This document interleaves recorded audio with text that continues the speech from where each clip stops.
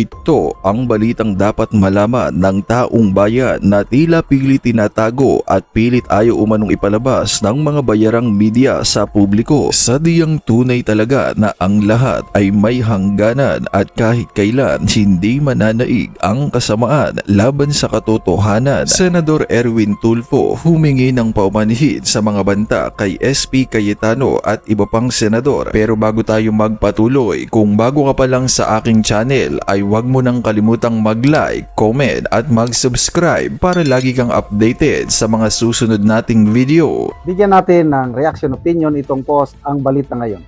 Breaking. Kiko, meaning Pangilinan, iginiit na hindi ito hearing kundi isang meeting. Excuse me.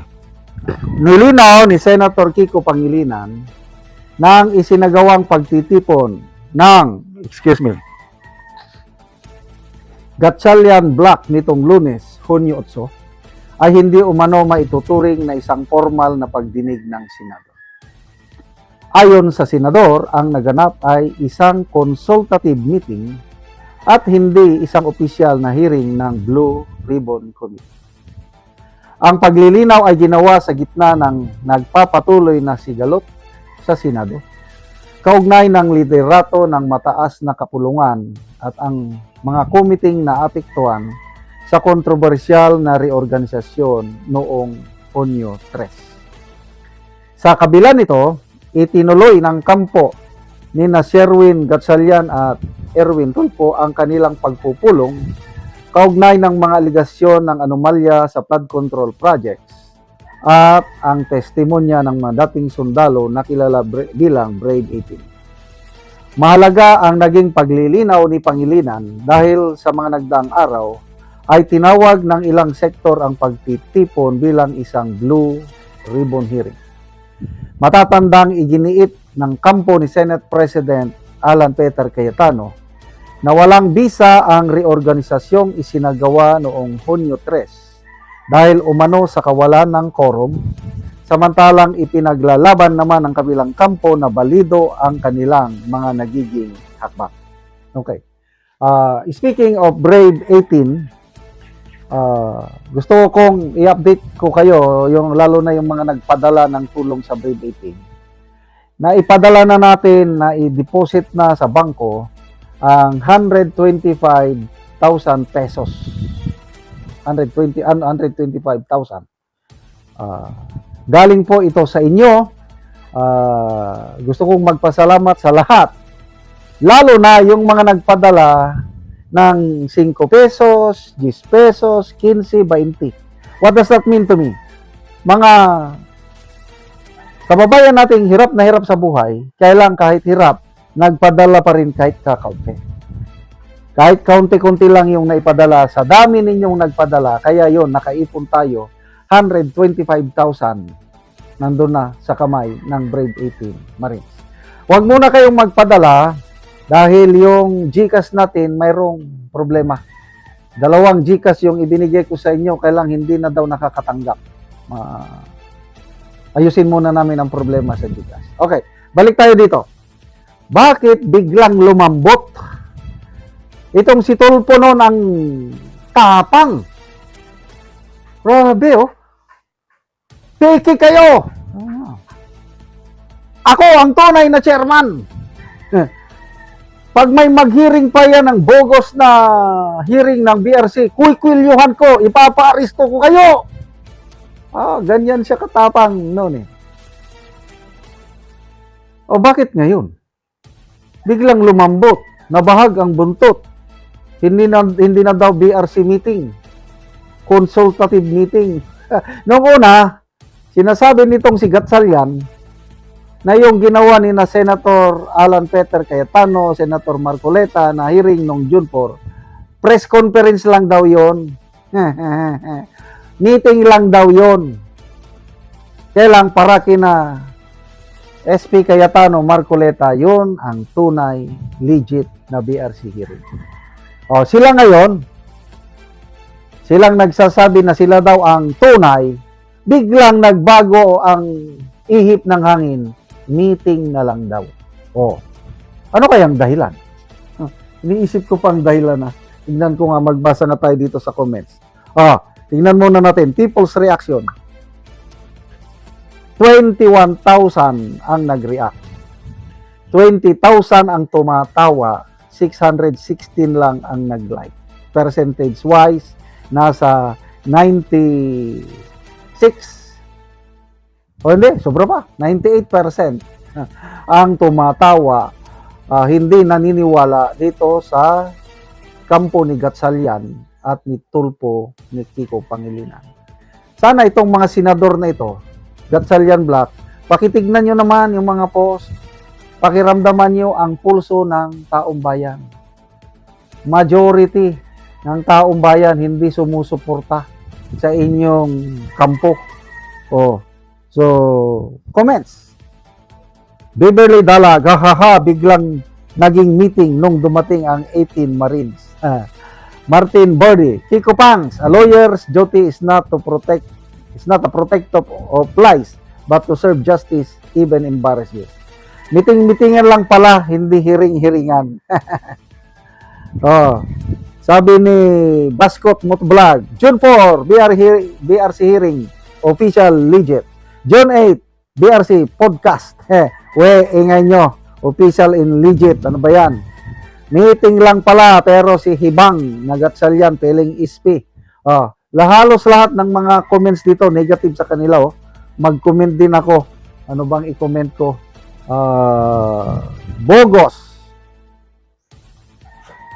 Bogos kayo. Yan ang aking comment. Okay.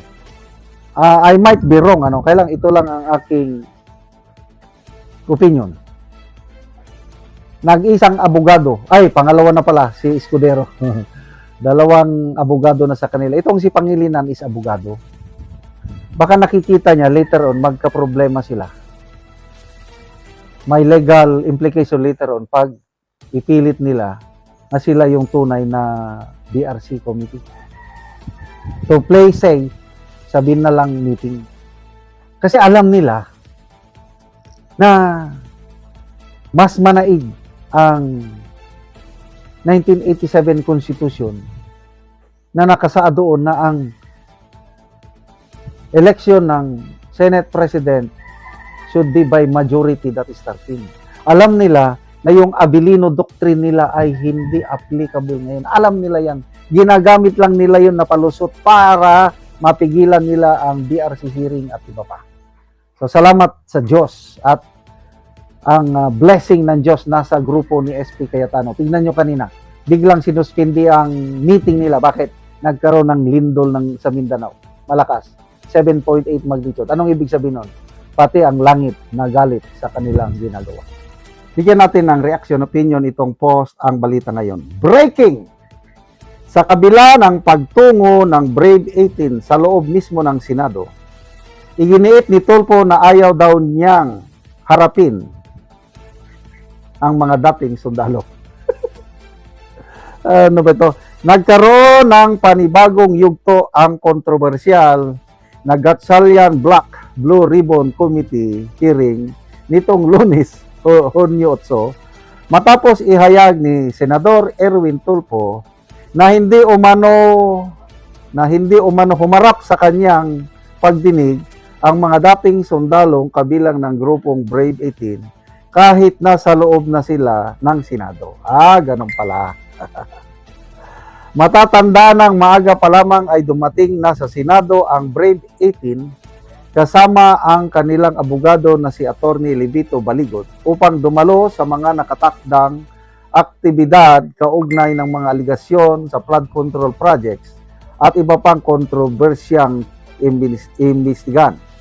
Gayunman, habang nagpapatuloy ang pagdinig ng Blue Ribbon Committee na pinamumunuan niya, sinabi ni Tulfo na mas pinili umano ng grupo na manatili sa opisina ni Senator Robin Padilla kaysa humarap sa committee. Ano ba yan? Kanina, hinarangan, hindi pinapasok dahil wala daw QR code. Ngayon, siguro nakaproduce ng QR code, nakapasok. Hindi naman nagdiritso sa hearing, kundi dumiritso sa opisina ni Senator Padilla. Ano ba ito? Despite po yung ating imbitasyon sa kanila na dumalo sa hearing, mas minabuti po nilang magtungo sa opisina ni Senator Padilla at doon nag-monitor at mag-live din. Habang nagsisimula ang hearing, na iulat na dumating sa Senado ang grupo ng mga dating sundalo. Nagkaroon pa ng panandaliang pagkaantala sa kanilang pagpasok dahil sa usapin ng QR code requirement. Ayon kay Attorney Baligod, hindi umano nakasaad sa kanilang natanggap na imbitasyon na kailangan pa nilang magkaroon ng QR code upang makapasok. Sabi niya, "We are not afraid." Ilang oras bago ang pagdinig, naglabas pa ng minsay si Baligod sa social media kung saan ipinakita ang matibay na paninindigan ng Brave 18. "We are 18, we are not afraid. We will not be intimidated. We will not be silenced. We will not back down." Ang pangyayari ay naganap sa gitna ng pagpapatuloy na sigalot sa Senado kaugnay ng magkatunggaling kampo na may magkaibang pananaw tungkol sa lehitimasyon ng mga pagdinig ng Blue Ribbon. Grabe oh, nandyan na nga. Tapos, dinidma. Ay, gawa. Oh, tingnan natin ang reaksyon ng tao bayan. 2,000 ang nag-react. 1,800 ang tumatawa, 28 ang galit, 136 ang nag-like. Oh, tingnan natin ang mga comments. Kolorom, sabi ni Tini ako. Chean, he wants to investigate himself or control who investigate him. By being the chair of the new hearing, he can choose friendly witnesses. Yan nga. Neil Adnot, meeting po, hindi hearing according kay Megaman. Ayaw niyang harapin ang 18 Marines. Parang mas tama yung second phrase. Ayaw niya o ayaw siyang harapin. May mga talaga, Mr. Robos. Sira lalo nitong si BBM dahil kay Bendalo. Baka may COVID, kaya may QR code. Robos ang lumabas sa QR code. Ba't kasi may QR code kayo? Amats din, hindi nga pinapasok, gaguhan. Ang galing ng bending ninyo. Blue Ribbon Kamote. Dahil hindi nyo nga pinapasok. So, yan? Nagtampo ang Brave 18 Marines. Hindi pinapasok. Na-delay. After that, nung pinapasok, yun. Hindi na talaga nagpunta sa hearing, kundi nagpunta kay Robin Padilla. Tumatawa ngayon kay Robin Padilla. Panalo siya dahil siya ang pinuntahan ng Brave 18 Marines. But anyway, natutuwa ko dahil hindi na ito mauwi ng cite in contempt. Kasi, kung nagkaharap-harap sila, ipilitin sila magsalita ng kung ano-ano, baka matulad sila kay Colonel Grijaldo noong Quadcom. So ngayon nga hindi sila nagkarap, at least nagpunta pa rin sila. Kailang hindi sa mismong hearing, nandun lang sa loob ng Senado opisina ni Senator Robin Padilla. So panalo si Senator Padilla, talo si Erwin Tulfo. Bigyan natin ng reaction opinion itong post ng News 5. Title, Consultative Meeting sa ilalim ni Senator Tulfo. Nagsimula na ang pagdinig ng Senate Blue Ribbon Committee sa ilalim ni Senator Erwin Tulfo kaugnay sa flood control scandal ngayong Lunes, June 8. Okay? Ang tanong, sino-sino ang mga nag-attend? So, ang mga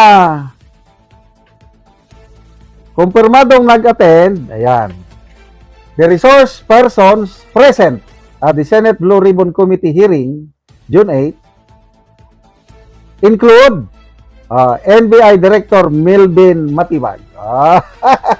Ang bilis ng NBI Director, Nandun siya. And then, representatives with DOJ, DPWH, and Office of the Ombudsman. Yun lang ang nag-attend. Kumita ba sa takilya kung pelikula? Kumita ba? Paldo-paldo ba sa takilya o nilangaw? Kung pelikula pa, walang masyadong nanood. Yan lang, matibay. representative ng DOJ, DPWH, and Office of the Ombudsman. Brave 18 Marines, Attorney Baligod, no show. Ang mga inimbitan din is si former House Speaker Martin Romualdez. Wala pang konfirmasyon kung dumating siya o hindi. Okay. Naimbitahan din si Congresswoman De Lima, kailang wala pang konfirmasyon kung nag-attend o hindi. So tingnan natin ang reaksyon ng taong bayan. O, kantaan ulit natin si Erwin Tulfo. Oh, it's crying time right now for Mr. Bendelo. I can see that faraway look in his eyes. I can tell by the way he speaks in public that it won't be long before it's crying time. So, good luck po, Honorable Senator Erwin Tulfo, sa inyong hearing ngayon. O, tingnan natin ang reaksyon ng taong bayan. 22,000 ang nag-react. 18,000 ang tumatawa. 1,900 ang galit. 1,400 lang ang nag-like. Percentage-wise, nasa 95% tinatawanan. Hindi naniniwala dito kay Erwin Tulfo, dito sa grupo ni Gatchalian, Soto, Lacson at iba pa. Sana itong grupo ng mga senador na ito, makinig kayo, tignan ninyo ang reaksyon ng taong bayan. Pinagtatawanan kayo. Wala na, kakaunti ang naniniwala sa inyo. O, reaksyon pa lang, o. Basa tayo sa mga comments. Albert Culya, sangkot ka sa maleta tapos ikaw ang nagpahiring. Yun nga. Yun, ipinakita dito, o. Kaambisyoso, driver. Kawawa naman, kain muna kayo ng lugaw. Ab Fronda, ang plano, iligtas ang mga congressman, iligtas ang mastermind. Joe Men, the gathering of thieves. John Tong Ray, the Red Ribbon Committee of Erwin Tulfo. Hindi na Blue Ribbon, Red Ribbon. Bakit? Ang Blue Ribbon pala, nagsimula yung word nga Blue Ribbon noong 16th century sa France. Yung mga knights in shining armor o yung mga kabalyero nung una, nagkakaroon sila ng competition. At ang mga nananalo, yung mga sikat na mga knights, ang kanilang mga insignia, blue ang color. Kaya pag may dumating na knight at blue ang color ng kanyang insignia, ibig sabihin, matino. Blue color signifies excellence, integrity, wisdom, respect, and everything nice. Kaya tinawag na Blue Ribbon Committee. Yang committee na yan na ang tunay na pangalan is Committee on Public Accountability and Good Governance. Chairman ka kuno ng Blue Ribbon, nagmumura ka sa kahanginan sa isang interview, kukwelyuhan mo ang kapwa mo senador, ipapaaresto mo ang kapwa mo senador, sasampalin mo ang mga empleyado ng Senado. Yan ba ang blue, yung origin ng Blue Ribbon, Honorable Tulfo is excellence, respect, honor, dignity, wisdom. So ano ngayon? Kung ano ang inyong itinanim, yan ang anin nyo. Walang nag-attend. Nilangaw ang inyong hearing. Ay nako. Asyong Golem, the cover-up hearing. Abi Pasamero, yellow ribbon ba yan? Anything except blue. Kasi ang blue, naka-reserve la yan kay Senator Pia Cayetano and Senator Marcoleta. Sila yung may integrity, sila yung may excellence, wisdom, respect, and everything. Ito, yellow or red, okay na lang yan. Ay, Joel Sabornido, the robust voice on the move to bend the law. Conflict of interest, Mr. Bendalo. O nga, siya yung pinangalanan, tapos ikaw ang mag-preside. Ano ba ka? Ano ka ba? Kaya, ito, Ano kaya ang susunod? Abangan natin ang mangyari. Ako, kinakabahan ako. Baka later on sa later part of the hearing, baka may mag-move to cite in contempt the brave 18 Marines and Attorney Baligod. Pagdasal po natin na maging matatag ang brave 18 Attorney Baligod kasi grabe ang labanan. It's a battle between good and evil. Battle between truth and lies. Battle between light and darkness. So, tayo po na pumapanig sa katotohanan, sa liwanag at sa kabutihan, ipagdasal po natin ang Brave 18 Marines together with Congressman, ex-Congressman Mike Defensor and Attorney Baligod. Kaya naman anong masasabi mo sa balitang ito? Kung mayroon kang hinaing at komento ay mag-comment ka lamang sa ibaba ng videong ito. Maraming salamat.